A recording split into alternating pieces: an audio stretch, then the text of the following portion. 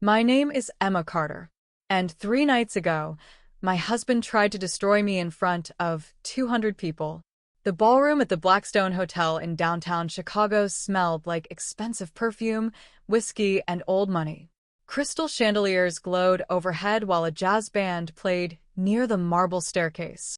Welcome to Revenge Story HQ, where family betrayal, hidden secrets, and emotional revenge stories unfold. If you enjoy dramatic stories filled with manipulation, shocking twists, and powerful comebacks, make sure you like this video, subscribe to the channel, and comment below where you're watching from. Now, let's go back to the night my husband publicly humiliated me, without realizing his mother was hiding a secret that could destroy the entire family. Women in silk gowns laughed too loudly. Men with gray hair and million-dollar watches clinked glasses beside floor-to-ceiling windows overlooking Lake Michigan. It was Robert Bennett's 70th birthday party, and by the end of the night, his family would begin tearing itself apart. I remember the exact second everything changed. Ryan stood slowly from his chair beside me. Not drunk, not emotional. Worse. Controlled.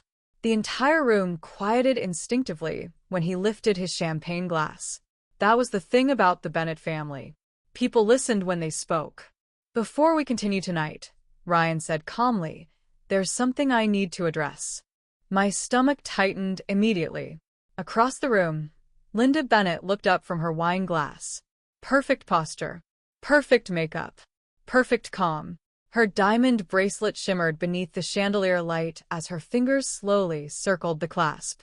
That bracelet mattered. I just didn't know it yet. Ryan reached into his jacket pocket and pulled out his phone. I didn't want to do this publicly, he said, voice shaking slightly. But apparently I've been lied to long enough. Every conversation in the ballroom stopped. The jazz band faded awkwardly into silence. Then Ryan looked directly at me. And for the first time in 3 years of marriage, I didn't recognize my husband. Tell everyone, he said quietly. My pulse began pounding in my ears. Ryan, I whispered carefully. Not here.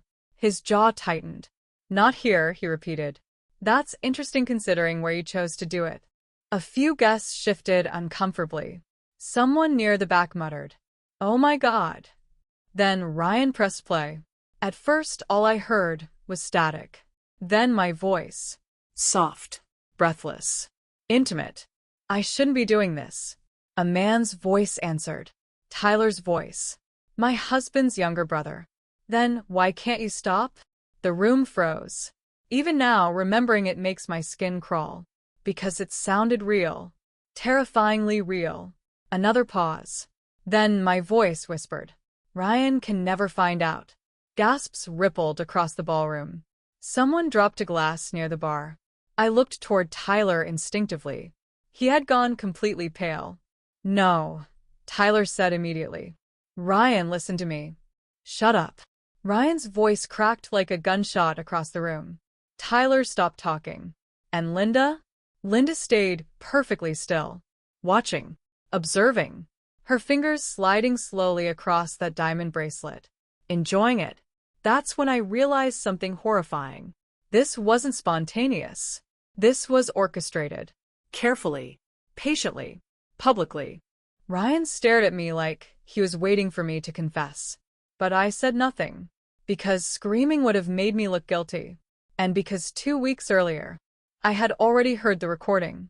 I watched the guests carefully instead. The pity. The curiosity. The excitement. Wealthy people love public destruction as long as it isn't their own. Robert Bennett sat at the head table in silence, his aging hands folded tightly around his cane. He looked exhausted. Not shocked. Exhausted. Like a man watching something inevitable finally arrive.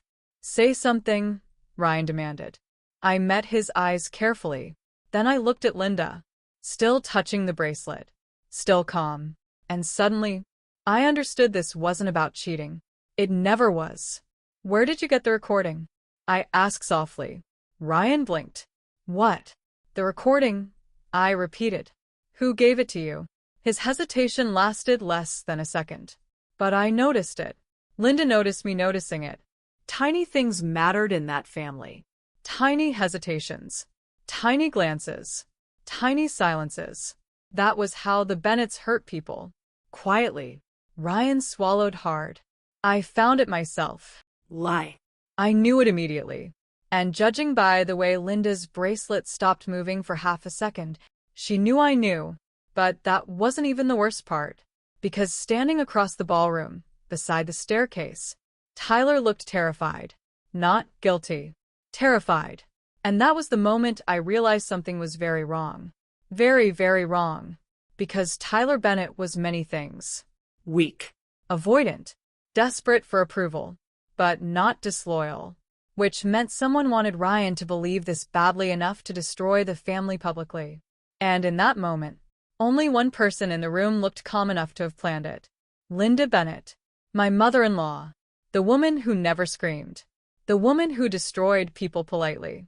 Ryan took a step toward me. Did you sleep with my brother? The ballroom held its breath. I looked at him carefully. Then at Tyler. Then at Linda. And finally I said, you should ask yourself why someone wanted you to hear that recording tonight. Silence. A dangerous silence. Ryan stared at me like he didn't know whether to hate me or believe me. And Linda? Linda finally smiled. Small. Cold. Victorious. The exact kind of smile a person makes when they think they've already won. But what none of them knew, not Ryan, not Tyler, not even Linda, was that I had already heard that recording 2 weeks earlier. And what I discovered afterward would destroy the Bennet family far more completely than any affair ever could. The first time I met the Bennet family, Linda hugged me. Their mansion sat along the northern edge of Lake Shore Drive overlooking Lake Michigan. Massive limestone exterior. Iron gates. The kind of house that made you instinctively lower your voice when you entered it. I was 29 years old, an ER nurse working overnight shifts at Northwestern Memorial Hospital, and completely unprepared for people like them. Ryan squeezed my hand as we entered the dining room. You're overthinking it, he whispered. Easy for him to say. He had grown up there. The dining table alone probably cost more than my nursing school debt. Linda stood near the fireplace, wearing cream silk and diamonds that probably paid for someone's college tuition. When Ryan introduced me, she smiled instantly. Too instantly. Oh, she said softly. You're prettier than Ryan's usual type. Laughter exploded around the table. Polite laughter. Practiced laughter. The kind rich families used to test whether you understand humiliation disguised as humor. Ryan laughed too, then squeezed my knee beneath the table as if that somehow erased it. It didn't. That was the first thing I learned about Linda Bennet. Nothing she said was accidental. Dinner continued beneath soft jazz music drifting through hidden speakers. Robert Bennet sat at the head of the table saying very little, while Linda controlled every conversation effortlessly. Not loudly. Never loudly.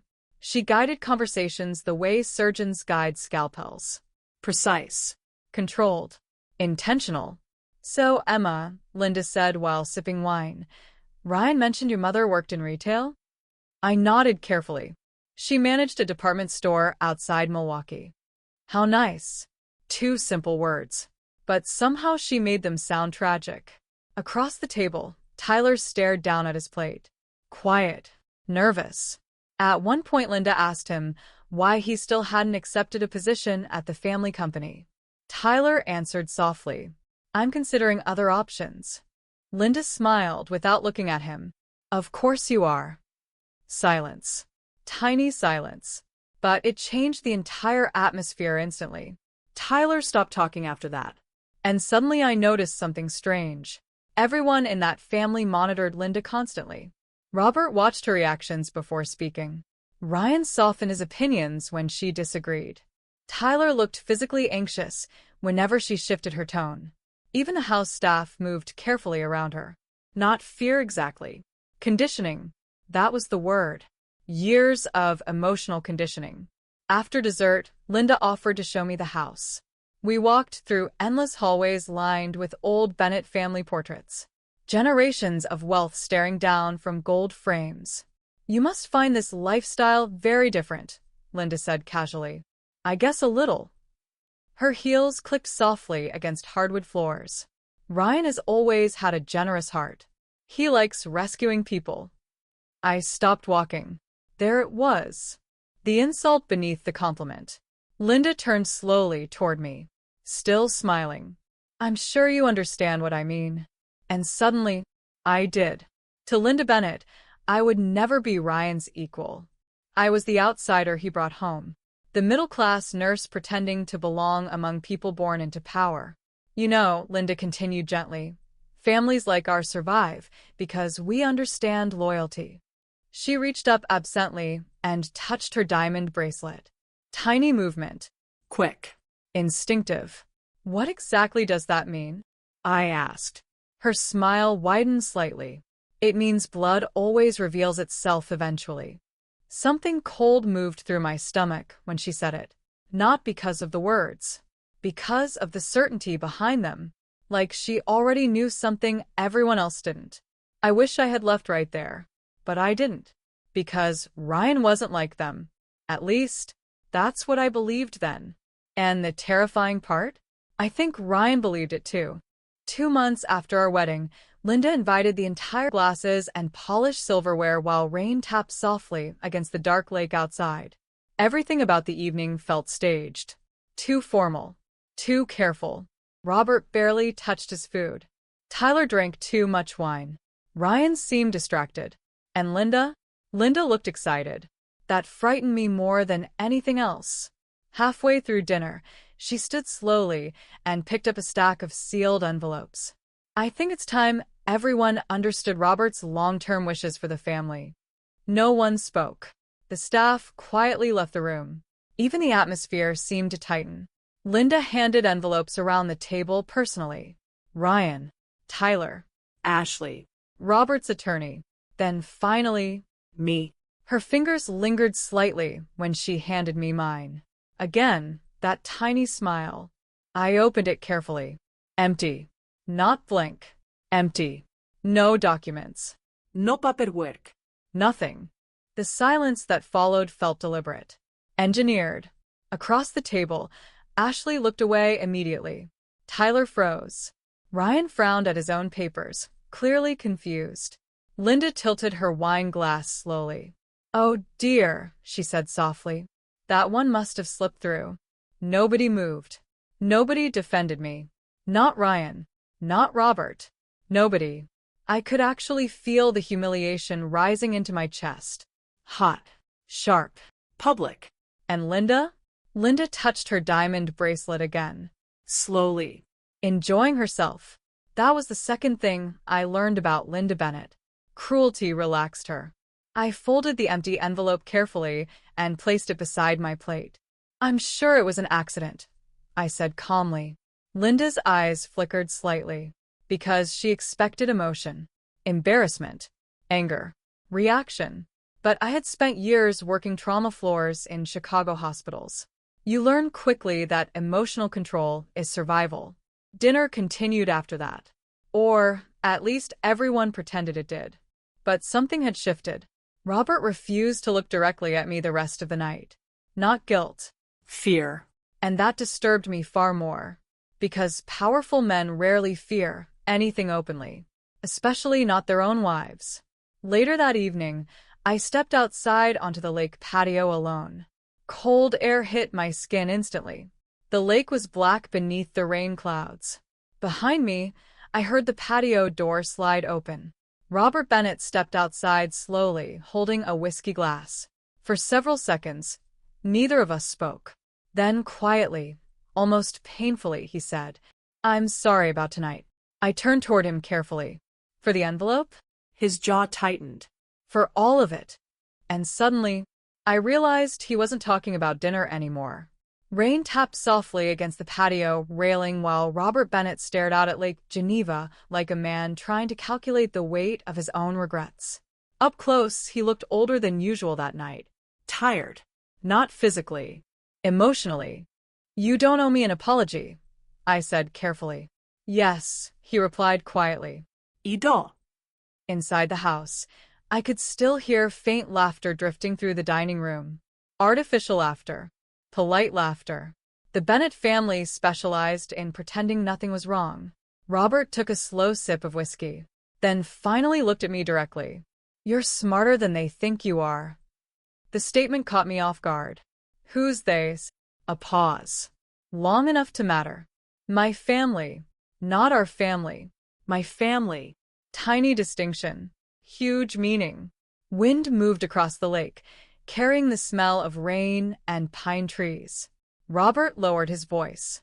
There are things about this family you don't understand yet. Something about the way he said it made my chest tighten immediately. Not threatening. Warning. I'm listening, I said softly. He nodded once like he had been debating whether to continue. Then quietly, some secrets in this family should have stayed buried. Every instinct in my body sharpened instantly. Before I could answer, Robert glanced back toward the house through the glass doors. Checking, making sure we were alone. That's when I realized something deeply unsettling. Robert Bennett was afraid of his own wife. Not intimidated. Afraid. I should have fixed this years ago, he muttered. Fixed what? He opened his mouth. Stopped. His grip tightened around the whiskey glass. Then suddenly the patio door slid open behind us. Linda. Of course it was Linda. She stepped outside wearing that same elegant smile. But her eyes moved immediately between us. Assessing. Calculating. What are you two talking about out here in the dark? She asked lightly. Robert's entire posture changed instantly. Walls back up. Emotion gone. Face controlled. Nothing important, he said. Lie. Linda knew it too. Her gaze shifted toward me, then toward Robert, then finally down toward her bracelet as her fingers slowly touched the diamonds again. Tiny movement. Tiny warning. Dessert's being served, she said sweetly. Nobody moved. For one strange second, the three of us simply stood there listening to the rain. Then Robert stepped closer to me slightly. So slightly Linda probably thought she imagined it. And under his breath, barely audible, he whispered, If anything happens to me, he swallowed hard. Trust Tyler. Then he walked back into the house, leaving me alone outside with Linda Bennett. She smiled at me calmly, but there was something terrifying in her eyes now. Not hatred, recognition. Like she suddenly realized Robert had already said too much. And as she touched that diamond bracelet again, I understood something for the first time. The Bennett family wasn't built on love. It was built on secrets. And somehow, I had just stepped directly into the middle of them. Rain hammered the stained glass windows of St. Michael's Cathedral hard enough to sound like distant applause. Chicago looked gray that morning. Cold. Heavy. The kind of weather that made grief feel theatrical. Rows of black umbrellas crowded the church steps while luxury cars lined the street outside. Politicians. Investors. Real estate executives. Old money families dressed in designer black pretending they actually cared that Robert Bennett was dead.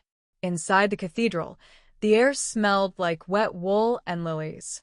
I sat beside Ryan in the second pew while a priest talked about legacy.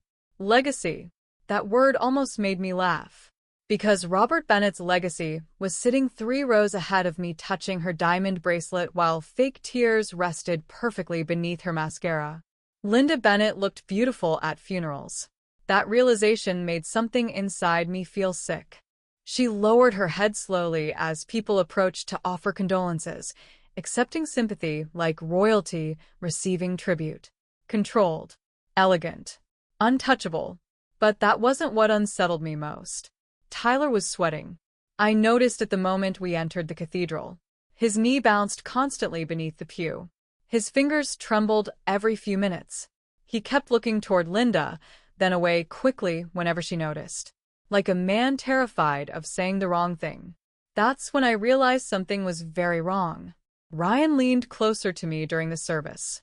You okay? He whispered. I almost said no. Instead, I nodded. Because Ryan had barely looked at me in days. Ever since Robert died unexpectedly from what doctors called cardiac complications, something had changed in him. Distance. Silence. Tiny cracks spreading beneath the surface. And grief wasn't the only thing causing them. The priest continued speaking while my attention drifted toward Linda again. Her posture remained flawless. Not once did she break composure. Not once. Then Tyler suddenly stood up. Every head turned. For one horrifying second, I thought he was about to say something. Expose something. Instead, he muttered an apology and rushed toward the side exit. Linda's eyes followed him calmly. Too calmly. Then she touched her bracelet again. Slowly. Gently. Like she was reassuring herself. That bracelet. God, I hated that bracelet. After the burial service ended, guests gathered beneath white tents beside the cemetery while waiters carried trays of champagne through the rain. Because wealthy families somehow found ways to make funerals feel like networking events. I stood alone near the edge of the tent watching water collect against the pavement when Tyler appeared beside me unexpectedly. "You shouldn't trust her," he said quietly. I turned sharply. His eyes were bloodshot. "What are you talking about?" Tyler glanced toward the crowd nervously. Linda was laughing softly beside a city councilman. "She knows more than she's saying." "About Robert?" Tyler swallowed hard. Before he could answer, Ryan appeared behind us. "There you are," Ryan said to me, though his attention shifted immediately toward Tyler. "Mom's asking for everyone." Tyler stepped back instantly, like he'd been caught doing something dangerous. And that frightened me more than anything he'd actually said. Because Tyler Bennett was not a weak man. But around Linda, everyone became careful. That night, the Bennett estate felt colder than usual. The house overlooked Lake Michigan like some massive stone monument built to intimidate people. Hallways stretched endlessly beneath dim golden lights while staff moved quietly through rooms pretending not to overhear family tension. Ryan disappeared into Robert's office with attorneys shortly after dinner. Linda remained downstairs entertaining relatives. And I wandered the mansion alone trying to breathe through the heaviness sitting in my chest. That was when I noticed the office light downstairs. 2:13 a.m. Everyone else had gone to bed hours ago. I stood halfway down the staircase, staring toward Robert's office beneath the faint glow of a desk lamp. The door was slightly open. And someone was inside. Linda. She stood beside Robert's desk pulling documents from a locked drawer. My pulse quickened instantly. She moved quickly now. Not graceful anymore. Panicked. Stacks of papers disappeared into a leather bag beside her feet while folders covered the desk around her. Then she opened the family safe hidden behind the painting on the wall. I froze. The safe beeped softly. Linda removed something small from inside. A document. Folded carefully. And for the first time since I met her, I saw fear on her face. Real fear. Not grief.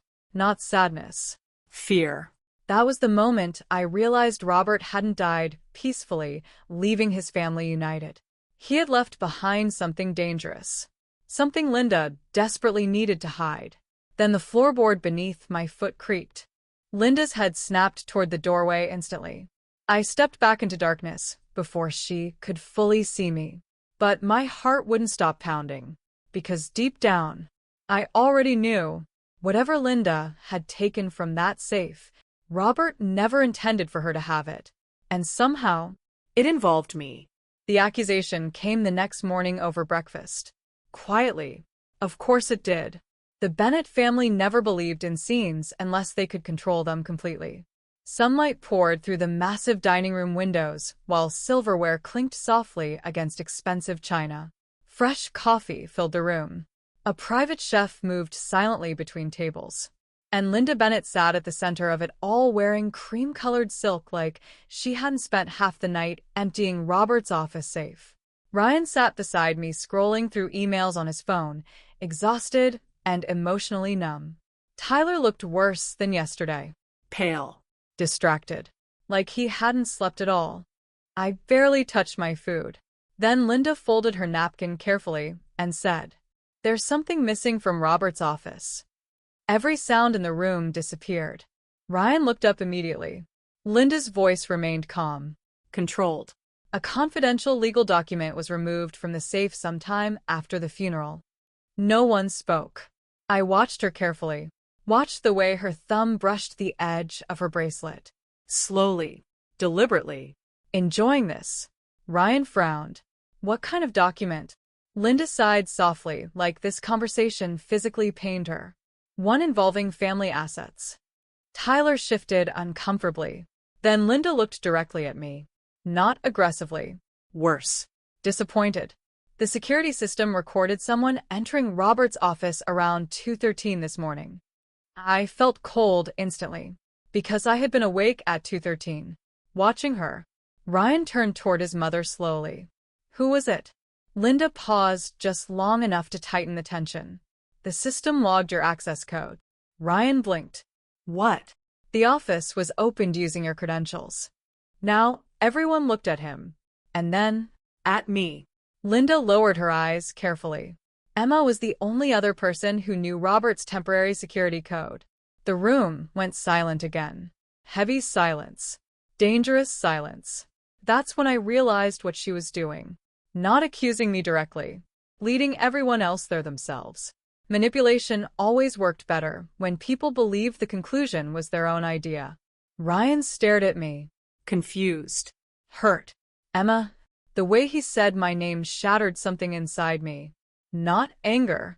Doubt. And somehow doubt hurt worse.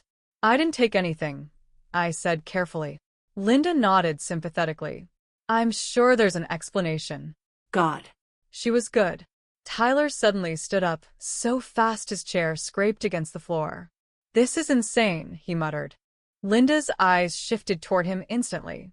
And whatever passed silently between them made Tyler stop talking immediately. Fear. Again. That same fear. Ryan rubbed his forehead hard. Mom, maybe we should slow down. Linda interrupted gently. Ryan, your father trusted that document with his life. There it was. The emotional pressure. The guilt. The manipulation wrapped inside concern. Then she added softly. And now it's gone the morning after his funeral. I suddenly understood something terrifying. This wasn't spontaneous. She had planned this. Every second of it. The timing. The accusation. The witnesses. Even Ryan being present. She wanted the seed planted publicly. Because suspicion spreads faster once people hear it out loud. I pushed my chair back carefully. If you think I stole something, say it directly. Linda looked genuinely wounded by the suggestion.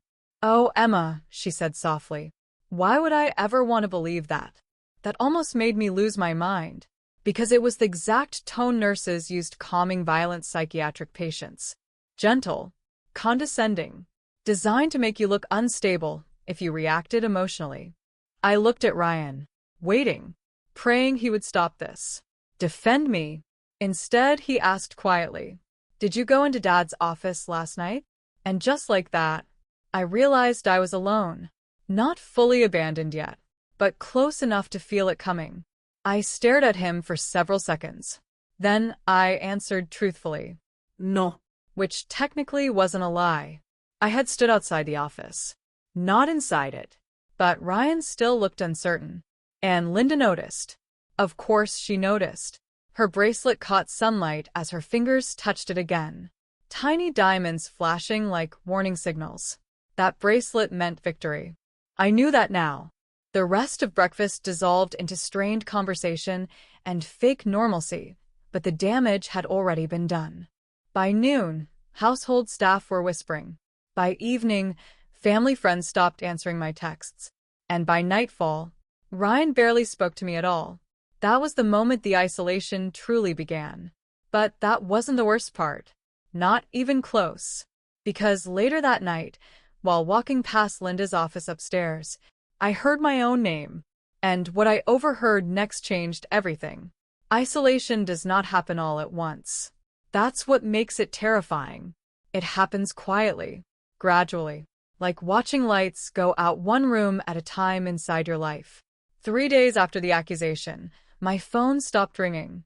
At first, I told myself people were busy. Then invitations disappeared. A charity luncheon I attended every year suddenly reached maximum capacity. One of Ryan's friends avoided eye contact with me at a restaurant downtown. Another woman I'd known for 2 years smiled tightly before whispering, I hope everything gets resolved. Resolved. Like I was under investigation. Like I had already done something wrong. Linda never openly attacked me again after breakfast. She didn't need to. The poison had already spread. And somehow that made it worse. Because I could never prove what she was doing. Ryan became quieter every day. Long silences filled our apartment now. He stayed late at the office. Answered texts while turning his screen away from me. Slept facing the opposite side of the bed. Not angry. Not confrontational. Just emotionally retreating inch by inch. And every inch felt like losing oxygen. One night, I found him staring out the living room windows overlooking Chicago's skyline long after midnight. "You don't trust me anymore," I said quietly. Ryan didn't answer immediately. That hesitation destroyed me more than words could have. "I'm trying to understand what's happening," he finally said. I laughed softly. Not because it was funny. Because pain sometimes sounds like laughter before it becomes tears. "She's turning you against me. That's not fair. Isn't it?" Ryan rubbed both hands over his face. "You think my mother fabricated all this?" "Yes." The word came out instantly, without hesitation, because deep down I already knew. Ryan stared at me for several seconds before speaking.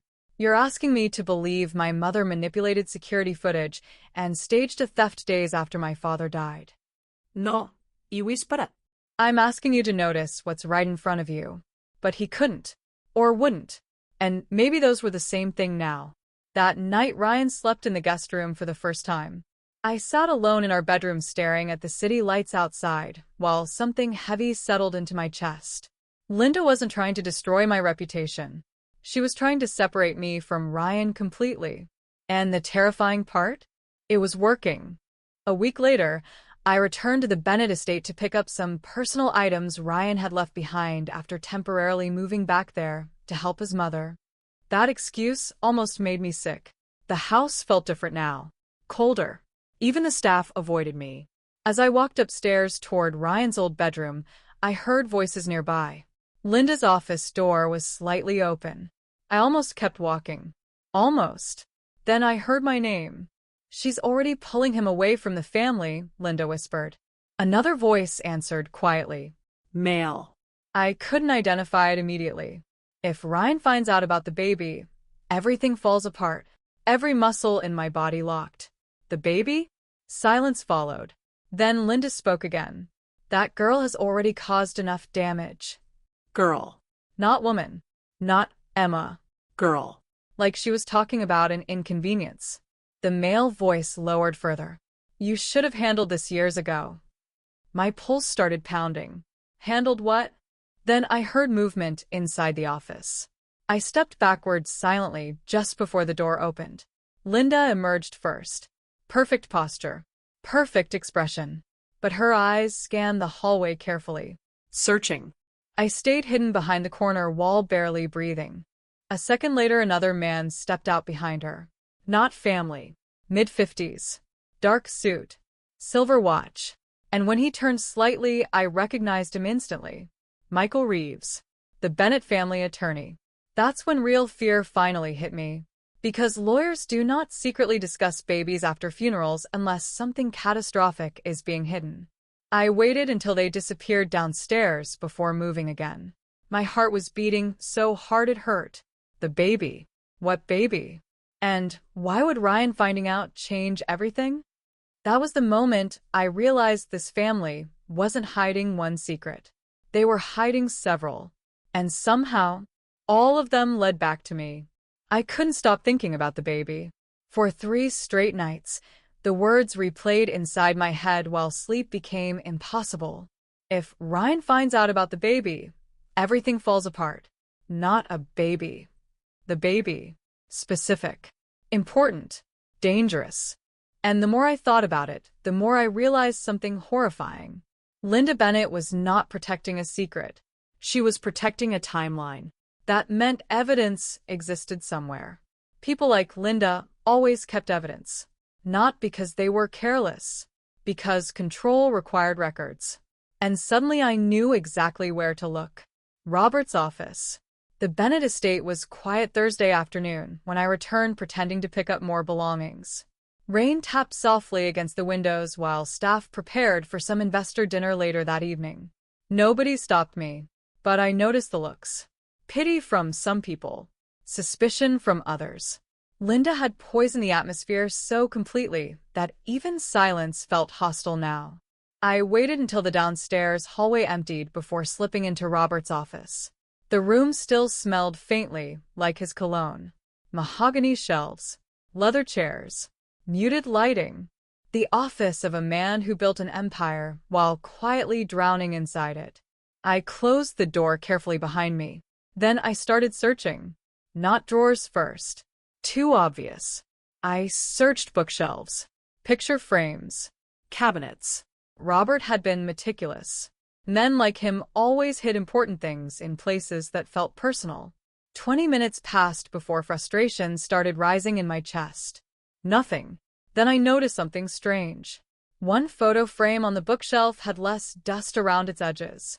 Recently moved. I pulled it carefully aside. Behind it sat a loose panel built into the wall. My pulse spiked instantly. Inside the compartment was a single envelope, yellowed with age. My fingers trembled as I opened it. And then I saw the photograph.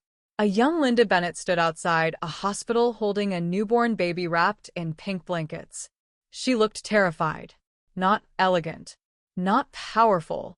Terrified. The photo looked old. Late 90s maybe. But what truly made my stomach drop was the date handwritten across the corner. October 1998. That didn't make sense. Ryan and Tyler were already children by then.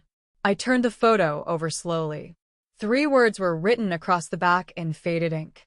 Forgive me, Nashville, 1998. A chill crawled down my spine. The child wasn't Ryan. Wasn't Tyler. Which meant Linda had another baby. A secret baby. My mind started racing instantly. Adoption? Affair? Cover-up? Then another realization hit me harder. Robert kept this hidden, not destroyed. Hidden. Which meant it mattered. A lot.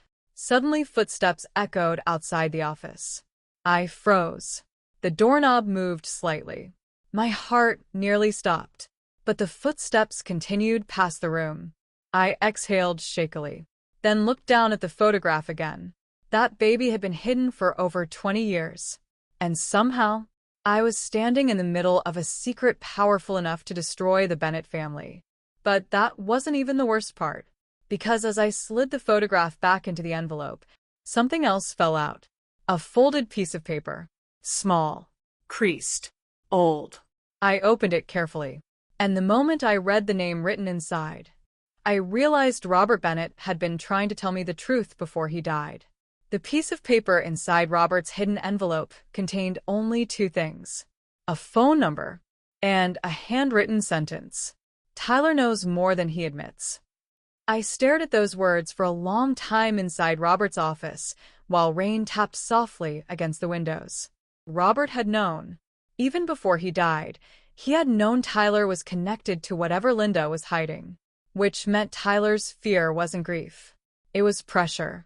Someone was keeping him silent. And deep down, I already knew who. I left the Bennett estate immediately and drove through downtown Chicago, with the photograph sitting on the passenger seat beside me like evidence from a crime scene. Because that was what this felt like now. Not family drama. A controlled crime.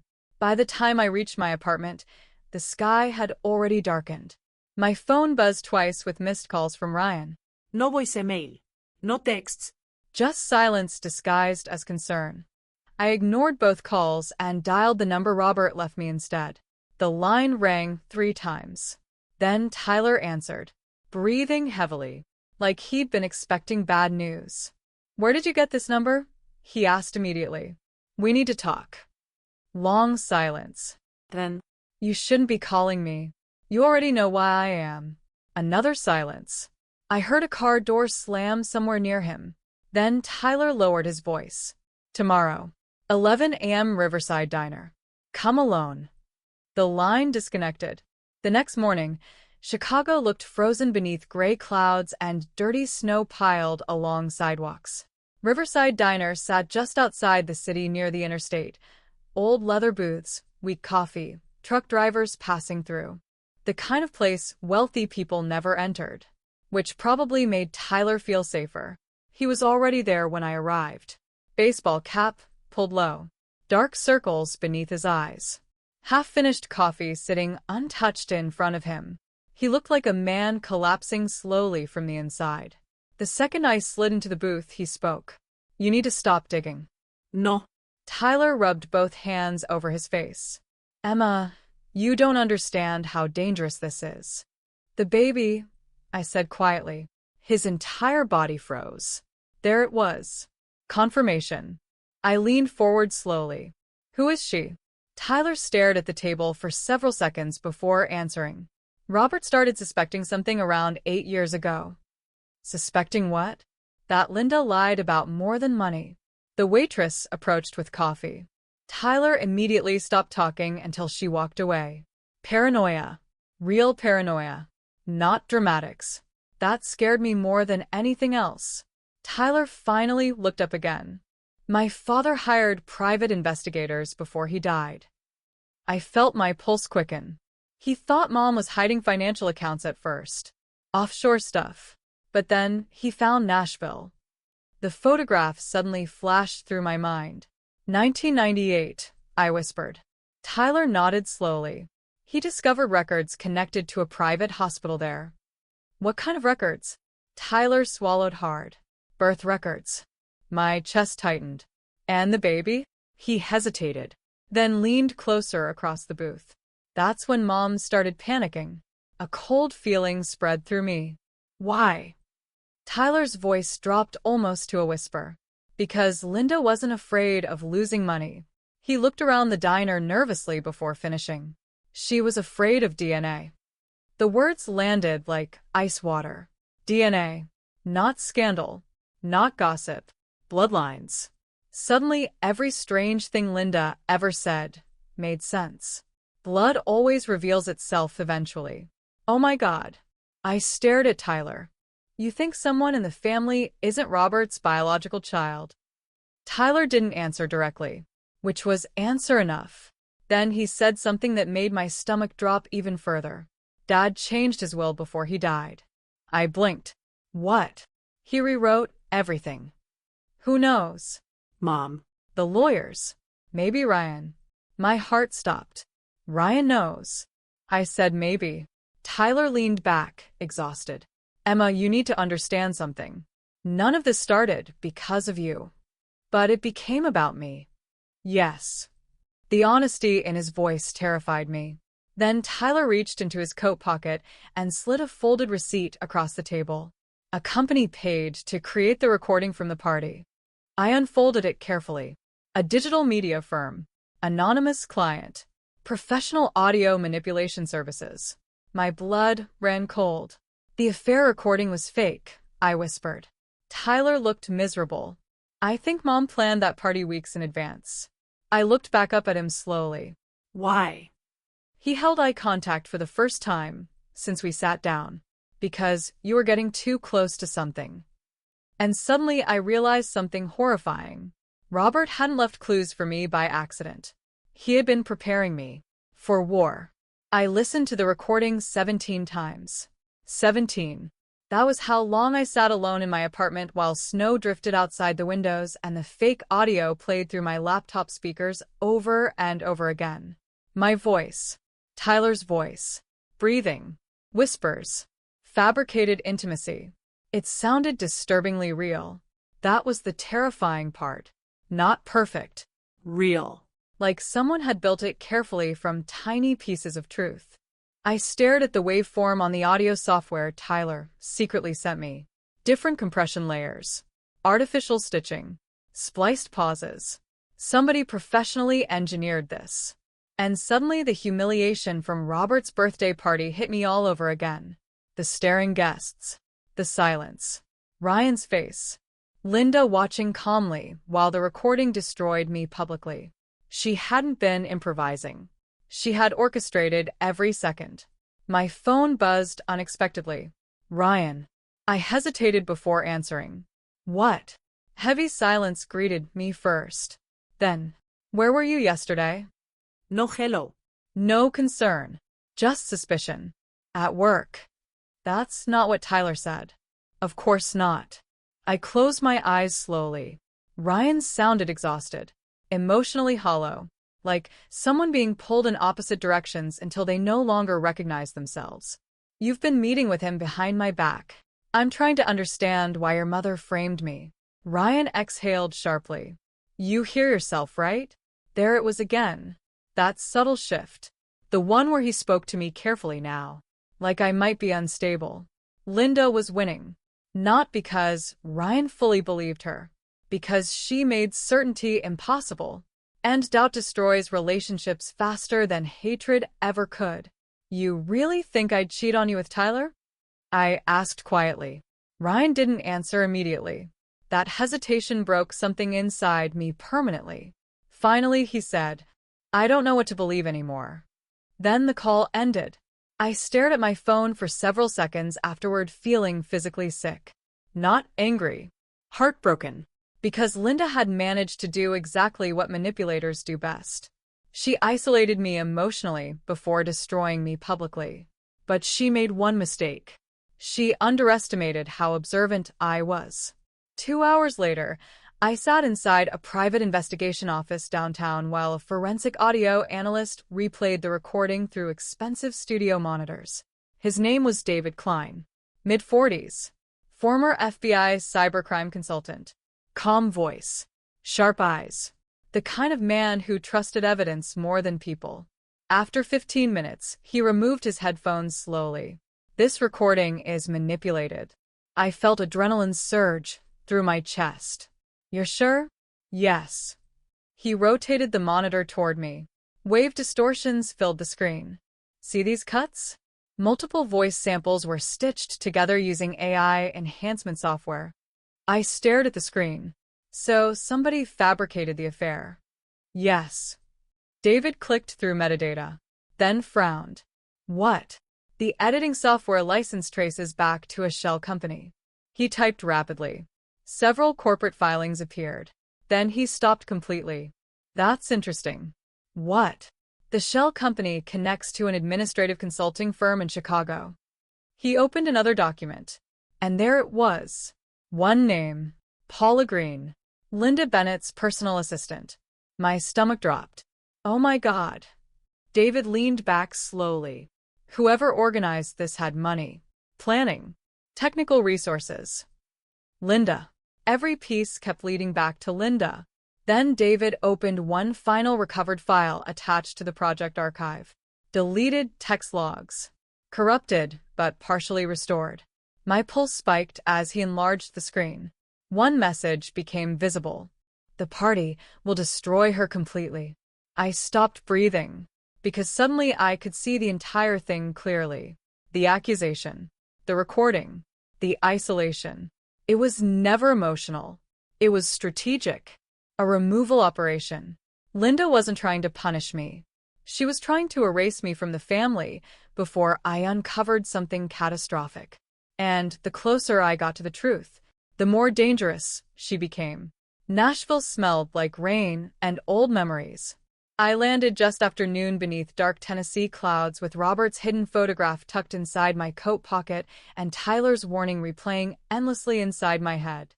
You need to stop digging. But people only say that when the truth is worse than the lie. The hospital from the photograph no longer existed. St. Mercy Women's Center had closed nearly 15 years earlier, replaced by a modern medical complex downtown. But records remained. People remained. And after 2 days of searching through archived employee databases, I found one name connected to maternity admissions in 1998. Carolyn Hayes. Retired nurse. Age 68. Still living outside Nashville. I drove nearly 40 minutes through quiet suburban streets before arriving at a small white house surrounded by dead winter flowers. For several seconds, I almost stayed inside the car. Because deep down, I already knew this visit would change everything. An older woman answered the door, wearing reading glasses and a faded blue sweater. Tired eyes. Kind face. But the second I showed her Linda's photograph, the color drained from her expression completely.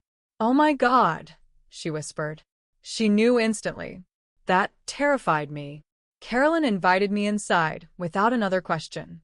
The house smelled like cinnamon candles and old books. Family photos covered the walls, while soft jazz played quietly somewhere in the kitchen. Normal, peaceful, completely opposite from the tension swallowing my life back in Chicago. Carolyn stared at the photograph for a very long time before finally speaking. "I always wondered if this would come back someday." Every nerve in my body tightened. "She gave birth here?" Carolyn nodded slowly. 19 years old. Scared to death. Wealthy family from Chicago. Linda. Before the diamonds. Before the perfection. Before the control. "She came alone?" I asked. No. Carolyn hesitated. "There was a man with her sometimes." "Robert Bennett?" Carolyn looked confused immediately. No. The word hit me like a slap. "No? Then who?" "She wasn't married yet," Carolyn continued softly. "At least not from what she told us." I felt my pulse quicken. "That baby," Carolyn whispered carefully, "was a secret." The room suddenly felt smaller. "She gave the child up?" "Yes." "Why?" Carolyn looked at me sadly. "Because the father disappeared." Silence filled the room. Then she said the sentence that changed everything. "Robert Bennett wasn't the father." I stopped breathing. My mind instantly spiraled. If Robert wasn't the father, then why had he hidden the photograph all these years? Unless he discovered the truth later. Carolyn reached into an old filing box beside the couch and removed a faded intake copy. "Legally, I probably shouldn't still have this," she admitted quietly. She handed me the paper carefully. "Adoption transfer documentation." One line immediately caught my attention. "Child transferred under temporary surname. Monroe." Monroe. I looked up sharply. "Do you know what happened to her?" Carolyn nodded slowly. "She was adopted by a couple in Seattle." Seattle. Not Chicago. Not connected to the Bennetts. Far away. Hidden. Safe. And suddenly I understood why Linda had panicked over DNA. Because if that daughter ever resurfaced, everything could collapse. Claire Monroe lived in Seattle. 30 minutes after leaving Carolyn's house, I sat alone in my Nashville hotel room staring at the adoption paperwork spread across the bed while rain streaked the windows outside. Claire Monroe, age 24, architect, no criminal history, no public connection to the Bennett family. Normal life, normal name. Normale existence. While Linda Bennett spent decades pretending she never existed. My chest tightened unexpectedly, because somewhere across the country was a woman who had absolutely no idea her entire identity had been hidden from her. And Robert Bennett knew. That was the part one couldn't stop thinking about. Robert discovered Claire before he died. Not accidentally. Intentionally. Which meant he had been trying to correct something. Or expose something. Or both. I opened Robert's folded note again beneath the hotel lamp. The final line suddenly made sense now. "She deserves the truth." Not me, Claire. My phone buzzed suddenly, making me jump. Ryan. Again. I almost ignored it. Almost. But something told me not to. "Emma," he said immediately after I answered. "Where are you?" I hesitated. "Nashville." Long silence. Then, "You went through Dad's things, didn't you?" His voice sounded different now. Not angry. Afraid. That frightened me more. "What did your mother tell you?" I asked carefully. "She says you're trying to destroy this family." I laughed softly. The exhaustion inside me had become too heavy for tears now. "Ryan, your family was already destroying itself before I ever arrived." Another silence. Then I heard something unexpected. "Mom's been acting strange." I froze. "She barely sleeps," Ryan continued quietly. "She keeps making calls at night. Meetings with lawyers. Investors." Because she knew the truth was moving toward her now. And, for the first time, Ryan sounded uncertain about Linda too. But before I could say anything else, he asked, "What did you find in Nashville?" I closed my eyes. This was the moment, the point where everything could change. But instinct stopped me. Not yet. Ryan still wasn't ready. And if Linda sensed he was slipping away from her emotionally, she would escalate. "I'll tell you soon," I whispered. Ryan sounded frustrated. "Emma, just trust me one more time." The silence that followed hurt more than shouting ever could. Because I could feel him wanting to. But not knowing how. After the call ended, I booked a flight to Seattle. 2 days later, I stood across the street from a glass architecture firm overlooking Elliott Bay while cold wind whipped through downtown Seattle. And there she was, Claire Monroe. The moment she walked out of the building, my stomach dropped. She looked exactly like Linda. Not identical. Worse. Subtle similarities. The eyes. The posture. The way she tucked hair behind her ear while thinking. Like watching a younger version of Linda before manipulation hardened her into something colder. Claire laughed at something her coworker said before stepping toward the curb holding a coffee cup, completely unaware that her entire life was built on a lie. I suddenly understood why Robert kept the photograph. Guilt. Pure guilt. Then something else hit me. Claire wasn't just Linda's hidden daughter. She was potentially connected to the Bennett inheritance, which meant if Robert included her in the revised will, Linda's empire was about to implode. But that wasn't even the worst part, because as I watched Claire disappear into the Seattle crowd, I noticed someone else watching her too. A man standing beside a black SUV across the street. Dark coat, Chicago plates, and the second our eyes met, he immediately turned away. The confrontation happened 3 nights after I returned from Seattle, and somehow, it hurt worse than the public accusation. Because this time, Ryan looked at me like I was the enemy. The Bennett estate glowed against the frozen Chicago night like a palace built entirely from secrets. Snow covered the long circular driveway, while warm golden light spilled through towering windows. Everything looked beautiful from the outside. That was always the Bennett family's greatest talent. I stood inside Robert's old study, holding the adoption paperwork from Nashville when Ryan walked in without knocking. His jaw tightened instantly when he saw the files in my hands. "You went to Seattle too?" Not a question. I slowly lowered the papers. "How long have you been following me?" Ryan ignored that. "You've been investigating my family behind my back for weeks. Your mother framed me. And now you're digging through my father's past like some conspiracy addict." The words hit hard because they sounded rehearsed, not fully his. Linda's influence lived inside the phrasing, inside the tone, inside the frustration. I stared at him carefully. "You don't even recognize yourself anymore." Ryan laughed once bitterly. No, Emma. "I don't recognize you." Silence filled the room. Heavy, sharp, dangerous. He looked exhausted now. Tie loosened, eyes bloodshot. Weeks of emotional pressure had finally started showing physically. But despite everything, I still saw the man I married somewhere underneath the damage. And that made this worse. "You want to know what I think?" Ryan asked quietly. I said nothing. "I think you became obsessed after my father died." The betrayal in those words physically hurt. "You think I fabricated evidence?" "I think grief and paranoia can make people believe a lot of things." I almost laughed from disbelief. Grief and paranoia.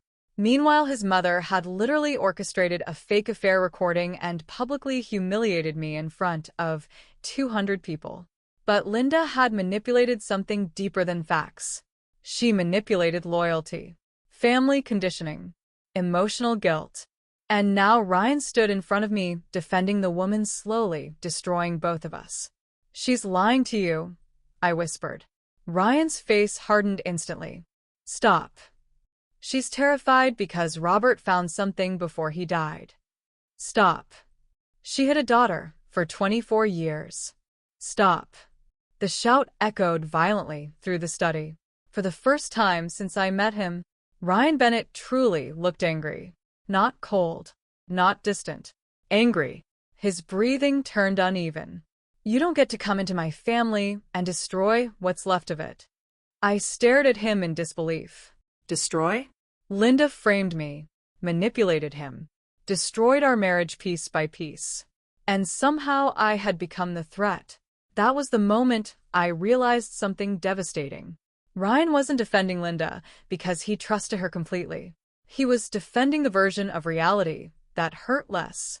Because if I was right, then his entire life was a lie. And some people would rather lose love than face truth. Ryan stepped backward toward the door. I'm staying here for a while. The words landed like a funeral sentence. At the estate. With Linda. Of course. I swallowed hard. Ryan. For one brief second, his expression cracked. Pain flickered there. Real pain. But then it disappeared again beneath exhaustion. You need help, he said quietly. Then he walked out. And just like that, my marriage finally broke. I stood alone inside Robert's study for several minutes, unable to breathe properly. Then I noticed something sitting on the desk near the doorway. A large manila envelope. No posty. No name. Just placed there silently. My pulse quickened instantly. I crossed the room carefully and opened it. Inside sat a thick stack of legal documents. And the moment I saw Robert Bennett's signature, everything changed. Because hidden inside that envelope was Robert's real will. My hands shook while turning the pages. Not from fear, from realization. Because Robert Bennett had known far more than any of us imagined. The revised will was dated 3 weeks before his death. 3 weeks. Which meant whatever Robert discovered, he uncovered shortly before he died unexpectedly. And suddenly the word unexpectedly felt dangerous. I sat alone in my apartment surrounded by legal documents while Chicago traffic glowed outside the windows below. Every page revealed another crack inside the Bennett empire. Hidden financial transfers, private investigator reports, offshore accounts linked to Linda, and then the DNA file. I stopped breathing completely. Tyler Bennett, probability of paternity, 0%. I stared at the page for several seconds trying to process what I was seeing. Robert wasn't Tyler's biological father. Oh my God. That explained everything. The tension, the fear, Linda's obsession with bloodlines, her panic over DNA. My chest tightened as another horrifying realization surfaced. If Tyler wasn't Robert's son, then Ryan might not be either. Suddenly nothing felt stable anymore. I kept reading. Robert had handwritten notes throughout the margins. Short sentences. Angry sentences. She lied for decades. Assets transferred without disclosure. Claire deserves acknowledgement. Ryan cannot know until protections are finalized. Protections. What protections? Then I reached the final section. Inheritance redistribution. My pulse slammed hard against my ribs. Claire Monroe's name appeared alongside Ryan and Tyler. Robert had officially added Linda's hidden daughter into the Bennett inheritance. And if this will become public, Linda would lose control of everything, not just financially, socially, psychologically, emotionally. Her entire identity depended on maintaining the illusion of the perfect Bennett bloodline. This document would annihilate that illusion completely, which meant Linda had motive, a very strong motive. My phone suddenly buzzed beside me. Unknown number. I hesitated before answering. Silence greeted me first. Then breathing. Slow. Controlled. A chill ran through my body. Emma, Linda said softly. My stomach twisted instantly. How did you get this number? You've been asking dangerous questions. I stood slowly from the couch. What do you want? Linda ignored that. I tried very hard to welcome you into this family. The audacity nearly made me laugh. You framed me. No, Linda said calmly. I protected my family. There it was. The truth beneath everything. Not hatred. Control. Linda genuinely believed emotional destruction was justified if it preserved her version of family. You should stop digging, she continued quietly. Or what? Long silence. Then, some truths destroy people. The line disconnected. I stared at my phone while adrenaline crawled through my chest. That wasn't a warning. It was fear disguised as control. Linda knew I had the will, which meant someone close to her was watching me. The realization hit seconds later. I rushed toward the apartment window, overlooking the street below, and froze. A black sedan sat parked across from my building. Engine running. Lights off. Watching. That was the moment I realized this had moved beyond manipulation. Linda Bennett was panicking. The break-in happened at 3:12 a.m. I know the exact time, because the sound woke me instantly. Glass. Not loud. Controlled. Careful. Like someone trying not to make noise. My eyes opened into darkness, while adrenaline surged through my chest immediately. Something was wrong. The apartment felt occupied. I sat up slowly in bed listening. Silence. Then footsteps. Very soft. Coming from the living room. My pulse exploded. Someone was inside. I reached for my phone carefully beneath the blankets, but before I could grab it, a drawer opened outside. Whoever it was knew exactly what they were looking for. Not random theft. Targeted. I slipped silently from bed and locked myself inside the bathroom before dialing 911 with shaking fingers. The operator whispered instructions while officers dispatched nearby. And the entire time, the apartment remained unnervingly quiet. No rusing. No panic. Just slow movement. Searching. Then suddenly, silence again. Complete silence. Minutes later, police cleared the apartment. Whoever entered had already vanished. But the damage was precise. Not chaotic. My living room looked almost untouched except for one thing. Every file connected to Robert's will was gone. My laptop sat smashed across the floor. Hard drives destroyed. Drawers emptied. But nothing valuable stolen. Not jewelry. Not cash. Not designer bags. Only evidence. One officer frowned while examining the scene. This wasn't burglary, he said quietly. No. It wasn't. It was intimidation. And somehow that scared me more. The police left shortly before dawn while exhaustion settled into my bones like concrete. I stood near the broken window wrapped in a blanket staring at Chicago waking up beneath gray morning light. Then my security app sent a delayed upload notification. My stomach tightened instantly. The hallway camera. I opened the footage with trembling hands. 3:04 a.m. A woman wearing dark clothing entered the building lobby. Baseball cap low. Face partially hidden. But when she looked briefly toward the elevator camera, I recognized her immediately. Paula Green, Linda's assistant. My blood went cold. Linda had sent someone, not to threaten me emotionally anymore, to erase evidence physically. And that meant one thing. The documents were real. Every horrifying piece of them. I replayed the footage again while anger slowly replaced fear for the first time in weeks. Because Linda Bennett had finally made a mistake. A desperate mistake. Manipulators become reckless when they lose control. And now she was losing it fast. Then my phone buzzed again. Another unknown number. I answered carefully. A woman's voice spoke softly. Emma? I froze. Yes. Long hesitation. Then, my name is Claire Monroe. Every nerve in my body tightened instantly. How did you get this number? Someone sent me documents. Fear crawled slowly through my chest. What documents? Silence. Then Claire whispered. Proof that Linda Bennett is my mother. Oh God. Linda wasn't the only one escalating now. Someone else was moving pieces behind the scenes. And suddenly, the game became much bigger than I realized.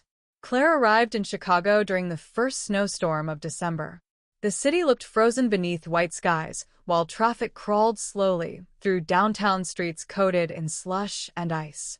I waited inside a quiet hotel lounge overlooking the river, fingers wrapped tightly around untouched coffee, while anxiety twisted through my stomach. Because in less than 5 minutes, everything hidden for 24 years was about to become real. Then I saw her.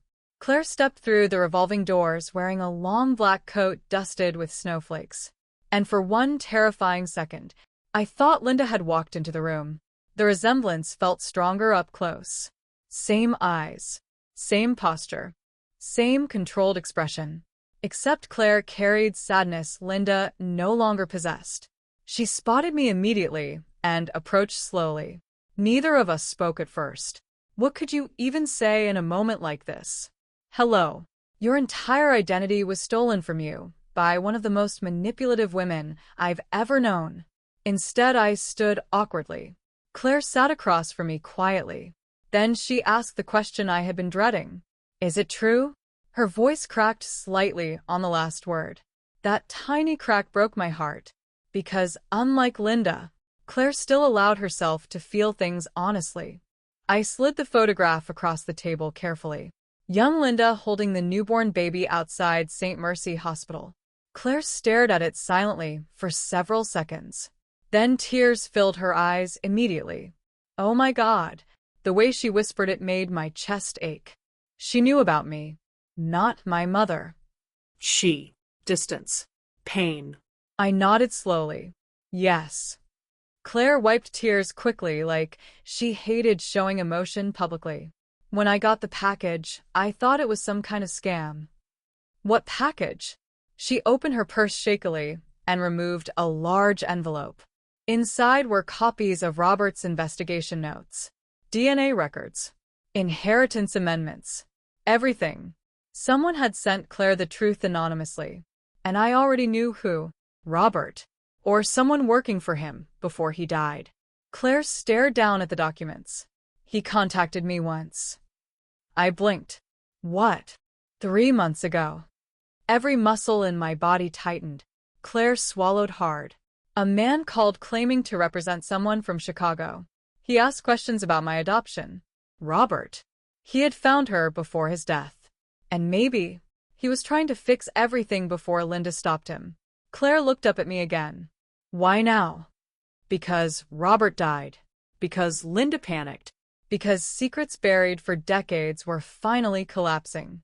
But before I could answer, Claire said something unexpected. There's something else you don't know about Linda. The seriousness in her voice instantly changed the air between us. What? Claire hesitated. Her hands tightened around the coffee cup. Then she whispered, "The man my mother told people was my father." She looked directly into my eyes. Was connected to the Bennett family, too. A cold wave moved through my entire body. No. No way. Claire continued quietly. My adoptive parents received monthly payments for years from a private trust connected to Chicago. I stopped breathing. This wasn't just a hidden pregnancy anymore. This was a decades-long cover-up. Financially maintained. Carefully managed. Protected. And suddenly I understood something horrifying. Robert Bennett didn't spend years investigating Linda because of one lie. He investigated her because the entire Bennett bloodline might have been built on fraud. Then Claire whispered the sentence that changed everything. "Emma, I think Ryan's life is a lie too." The rain started just after midnight. Thin streaks against the windows of Claire's hotel suite overlooking downtown Chicago. Neither of us had touched the coffee sitting between us for almost 20 minutes. Claire stood near the window with her arms folded tightly across her chest, staring down at the glowing traffic below like she was trying to gather the courage to destroy someone's life. Mine. Ryan's. Maybe even her own. "You should sit down," I said quietly. She shook her head immediately. "No," she whispered, "because if I sit down, I might lose my nerve." A long silence stretched between us. Then Claire turned toward me slowly. And for the first time since meeting her, I saw Linda Bennett in her face completely. Same sharp cheekbones. Same cold restraint. Same eyes that looked calm even while hiding a storm underneath. It sent a chill through me. Claire swallowed hard. "When Robert contacted me 3 months ago," she said softly, "he told me there was something I deserved to know before he died." I felt my stomach tighten. He asked me to take a DNA test. The room suddenly felt smaller. Outside, thunder rolled across the skyline. Claire walked toward the table and finally sat down. Her hands trembled slightly as she opened her purse and removed a folded envelope. She slid it across the table toward me. DNA results. My chest tightened instantly. I looked up at her. What is this? Claire's eyes filled slowly with tears. This, she whispered, is the reason Linda tried to destroy you. A cold feeling spread through my body. I opened the envelope carefully. My eyes scanned the page once, then again, then a third time because my brain refused to process what I was seeing. Ryan Bennett was not Robert Bennett's biological son.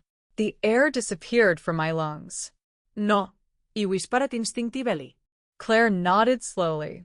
Robert found out years ago. The room went silent except for rain hitting the windows. I stared at the papers in disbelief. That's impossible. It's true. Claire's voice cracked slightly. Tyler is Robert's son. Ryan isn't. My heartbeat started pounding violently. Everything suddenly rearranged itself inside my head. The favoritism, the inheritance structure, Linda's obsession with control, Robert's distance from Ryan, the silent tension nobody could explain. Oh my God. Oh my God. Claire wiped at her eyes. Robert stayed because he didn't want public humiliation. The Bennett name mattered more to him than the betrayal. I sat back slowly, trying to breathe through the shock. So, who is Ryan's father? Claire looked away immediately. That hesitation terrified me more than the answer itself. Claire. She closed her eyes.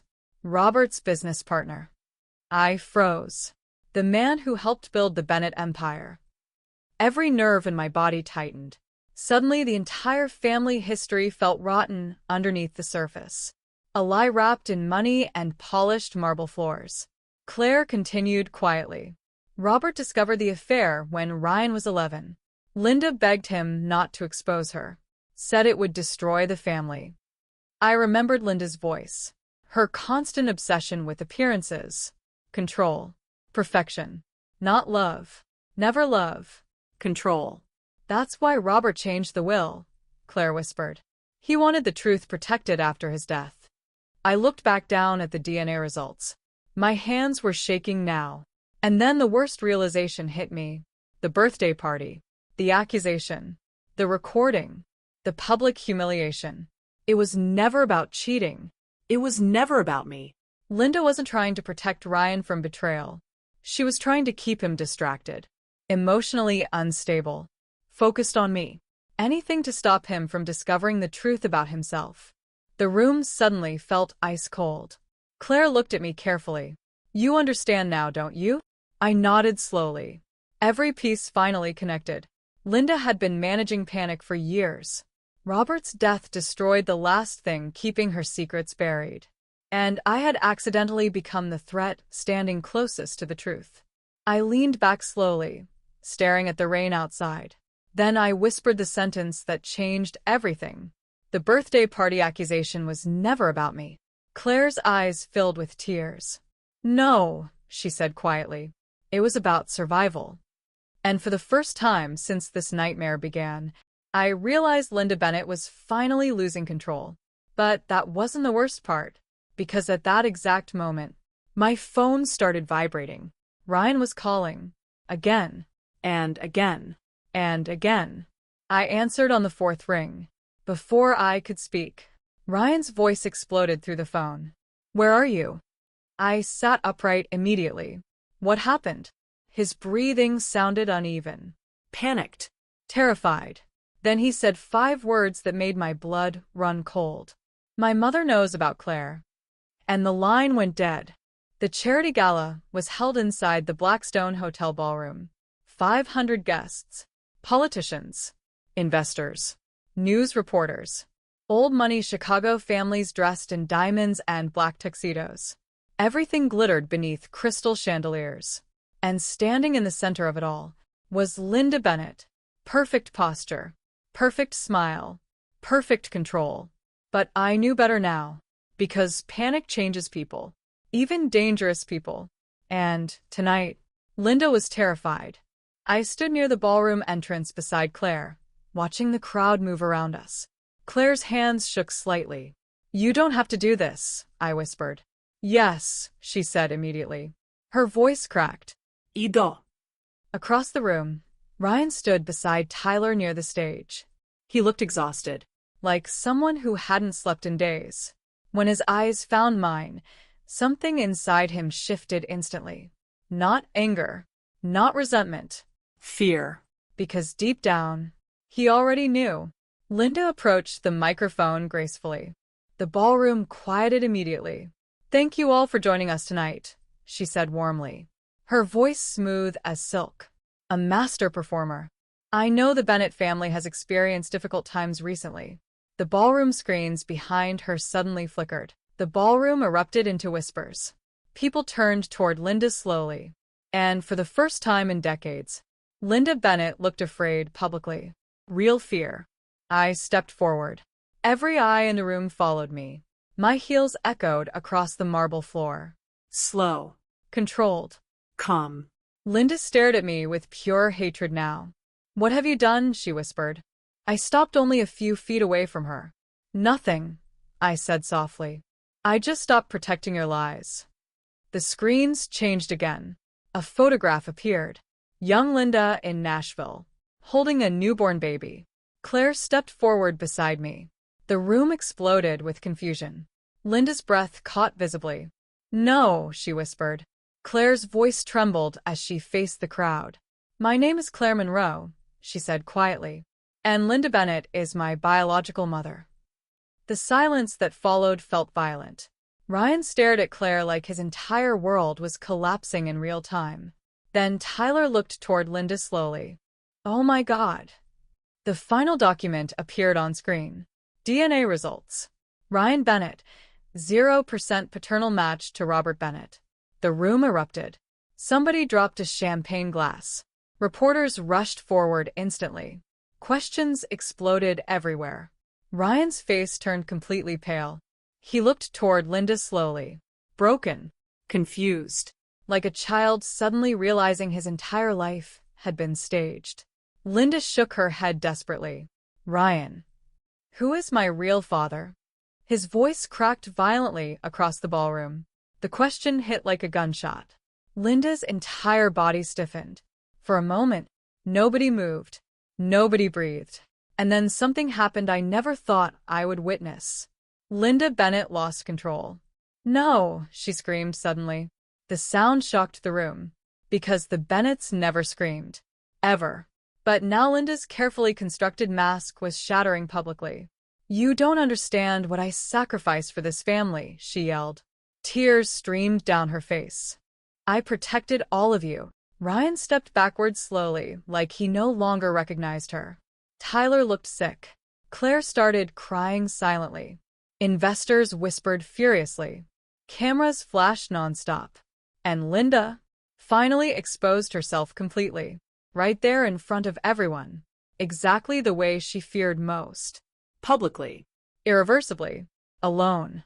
Everything fell apart within 48 hours. The Bennett Company stock plummeted Monday morning. Investors withdrew immediately.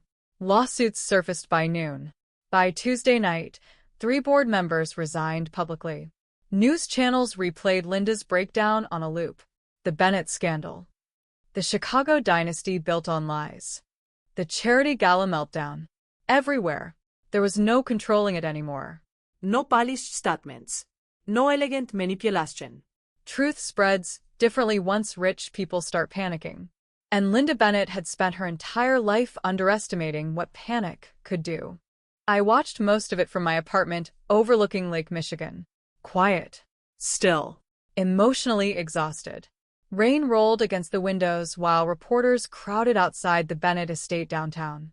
Sometimes my phone rang for hours. I ignored almost all of it, especially Ryan, until Thursday night. That was when he showed up at my door. I almost didn't answer, but something inside me already knew this moment was coming. Ryan stood in the hallway wearing the same dark coat from the gala. His eyes were bloodshot, shoulders slumped, like the weight of his entire identity had finally crushed him. For several seconds, neither of us spoke. Then he said quietly, "I didn't know where else to go." I stepped aside silently. Ryan walked inside slowly, looking around the apartment like it belonged to another version of his life. Maybe it did. He stopped near the windows overlooking the lake. Chicago lights reflected softly against the glass. I keep replaying everything, he whispered. His voice sounded hollow. The party, the accusations, the way I looked at you. I stayed quiet, because there was nothing left to rescue. Ryan swallowed hard. She manipulated all of us. The pain in his voice almost broke me. Almost. But then I remembered standing alone at that birthday party while he watched me get destroyed publicly. I remembered the doubt in his eyes, the hesitation, the silence. And silence can wound people deeper than cruelty sometimes. Ryan turned toward me slowly. I should have believed you. Tears filled his eyes instantly. I'm so sorry, Emma. The apology hung between us painfully. Too late. Way too late. And I think he knew that. I walked toward the kitchen slowly, needing distance from the grief in his face. Ryan followed a few steps behind. She told me you were trying to destroy the family, he whispered. She said Dad's death made you unstable. I laughed quietly. Not because it was funny, because it hurt too much not to. She made everyone doubt themselves, I said softly. Ryan nodded slowly. Then he looked down at the floor. She admitted everything after the gala. My chest tightened. What? She finally broke. Ryan sat down heavily on the couch. She told me Robert threatened divorce years ago after learning the truth about my father. His voice cracked. She said she spent 20 years trying to hold the family together. No, I said quietly. She spent 20 years controlling everyone. Ryan looked up at me slowly, and for the first time, he didn't defend her. The silence that followed felt like mourning. Not for Linda, for the life Ryan thought he had. Eventually, he reached into his coat pocket and removed an envelope. Old. Folded carefully. There's one more thing, he whispered. I stared at it cautiously. Ryan handed it to me. It arrived after the gala. I looked down slowly. My name was written across the front in Robert Bennett's handwriting. Emma. A strange chill moved through me. Ryan stood quietly. He wanted you to have it. I looked up. Why me? Ryan's eyes filled again. Because you were the only honest person any of us ever had. And suddenly, I understood why Robert looked guilty every time he saw me. Why he warned me. Why he trusted Tyler. Why he changed the will. Robert Bennett knew his family was collapsing long before anyone else did. And somehow, he believed I would survive the wreckage. Ryan moved toward the door slowly. Where will you go? I asked quietly. He paused, then gave the saddest smile I had ever seen. I honestly don't know anymore. And then he left, alone, just like everyone else in the Bennett family eventually became. But that wasn't the end. Because inside Robert's envelope was the final truth. 3 days later, I sat alone near Lake Michigan with Robert Bennett's letter in my lap. The wind off the water was cold enough to sting my skin. Chicago moved around me in distant noise. Cars. Sirens. Life continuing like nothing had happened. But everything had happened. Entire lives had collapsed in less than a week. And now, all that remained was the truth. I unfolded the letter carefully. The paper trembled slightly in my hands. Then I began to read. Emma, if you are reading this, then the family I spent my entire life trying to hold together has finally fallen apart. I imagine Linda has already blamed everyone except herself. I swallowed hard. The handwriting looked shakier toward the middle. Like Robert knew time was running out. There is something you deserve to know. I saw what Linda was doing to you long before you realized it yourself. The humiliation, the manipulation, the isolation. And I said nothing. That failure will remain my greatest shame. A lump formed painfully in my throat. Wind rustled the paper softly. I spent years convincing myself silence preserved peace. But silence does not preserve families. It only protects the person causing the damage. Tears blurred my vision instantly, because that sentence explained everything. Ryan's silence, Tyler's silence, Robert's silence, every dinner table, every cruel smile, every moment nobody intervened. They weren't protecting peace. They were protecting Linda. When I changed the will, I knew Linda would panic. She built her entire identity around control. And people who confuse control with love eventually destroy everything they touch. I stared out across the gray lake water, the city's skyline blurred through tears. I left evidence behind intentionally. Not for revenge. For truth. Because truth was the only thing this family had avoided for decades. And because I knew something important. You would never weaponize truth the way Linda weaponized lies. My chest tightened painfully. For the first time since this nightmare began. Someone finally understood me completely. Ryan loved you. But he inherited weakness from me. And weak men often mistake avoidance for kindness.